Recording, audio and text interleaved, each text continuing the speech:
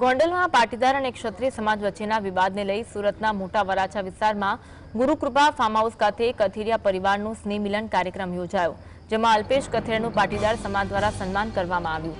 આ કાર્યક્રમ દરમિયાન અલ્પેશ કથિરિયાએ ગોંડલના વિવાદને લઈ જાહેર મંચ પરથી મહત્વની વાતો કરી અને આગામી રણનીતિનો ખુલાસો કર્યો।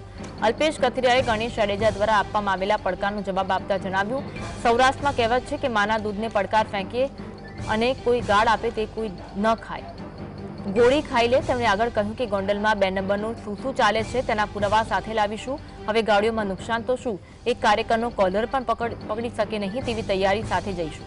આ નિવેદન દ્વારા તેમણે સ્પષ્ટ કર્યું કે આગામી દિવસોમાં તેઓ ગોંડલની પરિસ્થિતિને લઈ આક્રમક વલણ અપનાવશે। તમે એમ કહ્યું કે ગોંડલમાં કોઈ આવી ન શકે, તમે માતાના દૂધની વાત કરો, કયા હિસાબે તમે સંસ્કારની વાત કરતા હોય?